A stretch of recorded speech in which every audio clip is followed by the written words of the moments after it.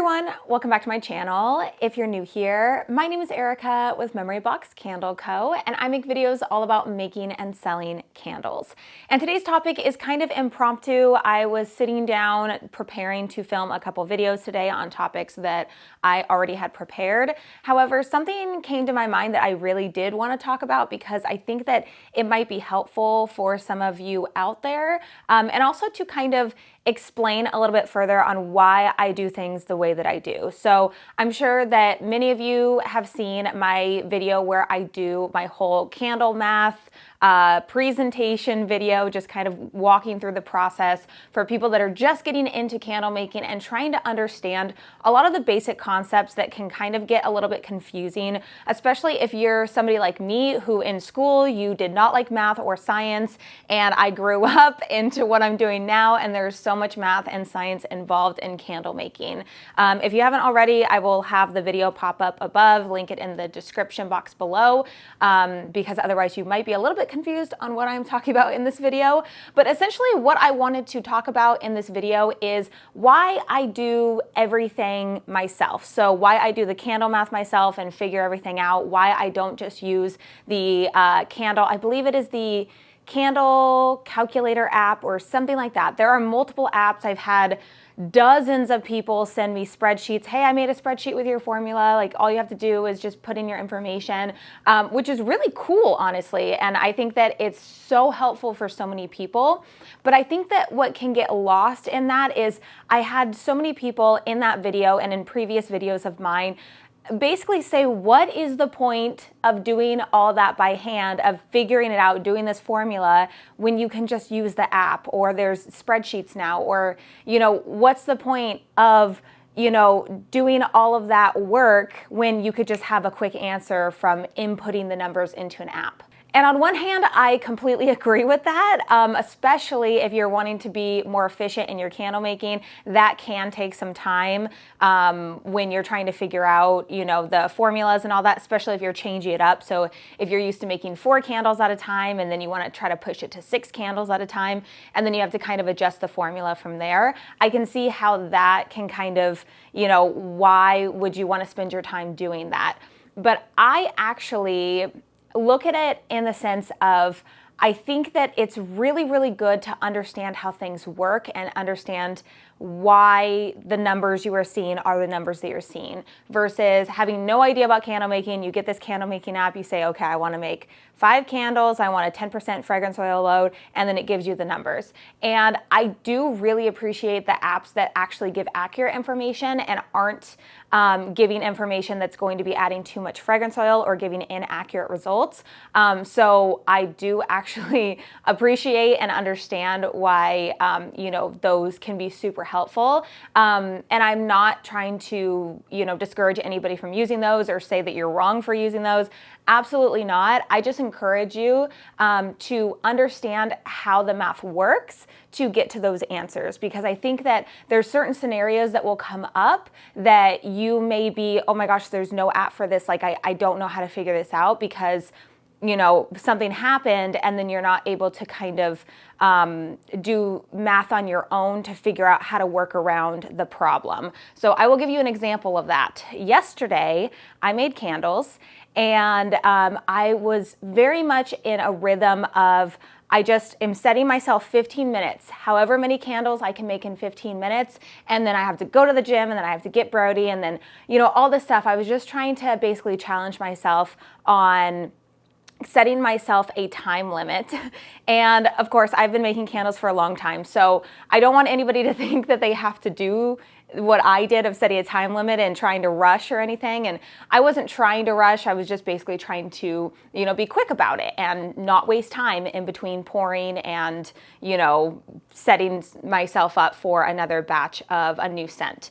So essentially what I did was I had set up all of my jars right here on the table.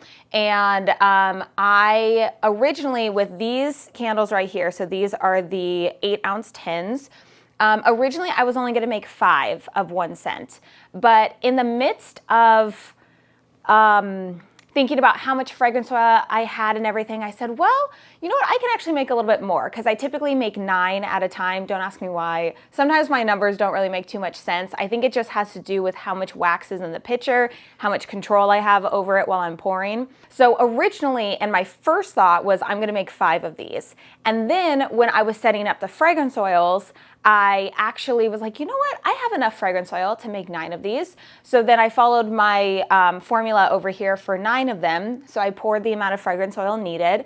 I went through the process. I had all those waiting, and I actually did these last. So I did 10 of my larger jars right here, 10 of these ones.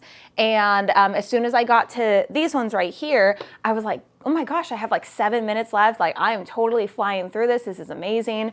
And, but what I didn't do, and what I accidentally did, was I used the amount of wax needed for 5, and I used the amount of fragrance oil needed for 9. So as I was pouring, I went, oh my gosh, I accidentally didn't put enough wax in here. So I'm staring at, I only had enough for like 5.5 of them.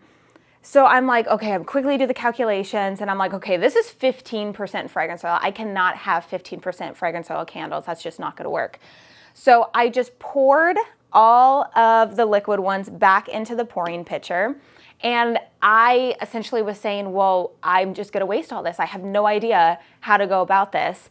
And what I did was I just tried to do process of elimination and figure out how much wax I needed to add to it, because I knew that all the fragrance oil was there. Sure, some of the fragrance oil probably was stuck to the 10s over there and everything, and I'm sure that some of the fragrance oil had seeped out.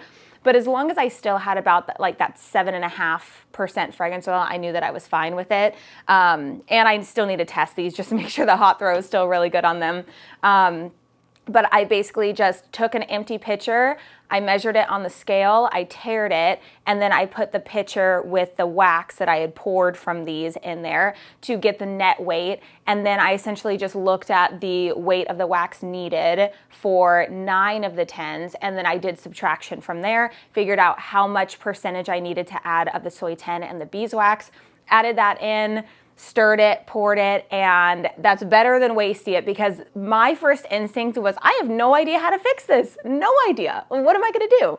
So it took me a little bit, and yes, I went over the 15 minutes, so that, you know, is what it is. So it was just one of those things where I was very happy that I was, you know, kind of thinking like, you know, in terms of, I have my formula and I can do process of elimination, and it was basically just subtraction, and then from that subtraction just figuring out the different percentages between the beeswax and the soy 10.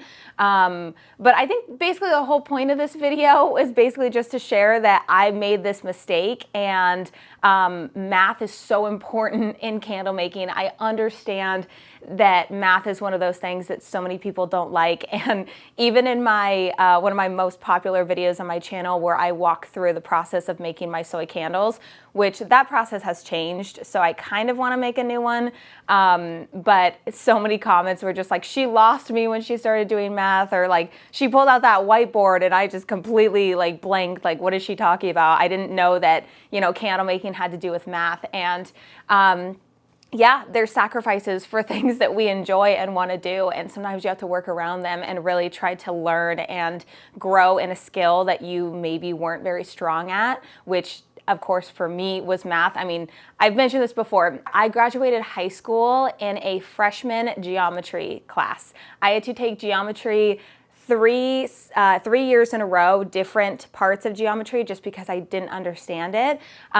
Luckily, geometry is not a part of candle making. I was actually better at algebra, and I would argue that algebra is more used in candle making. I think that's what it is. I don't know. See, I still don't know really like a lot of math stuff. I know that there's division, subtraction, multiplication, all that comes into candle making.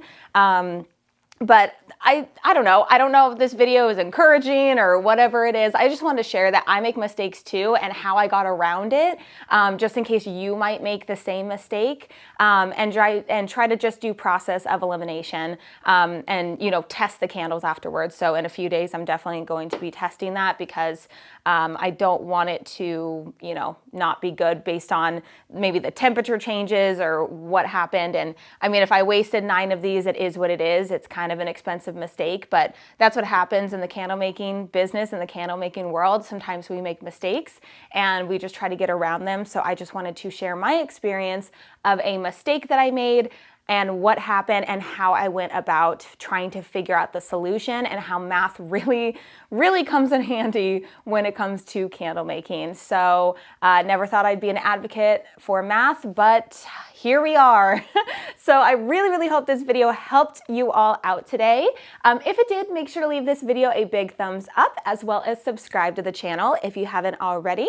Also, don't forget to follow me over on my Instagram at Erica Marie Morris, and I will see you guys in the next video. Bye, guys.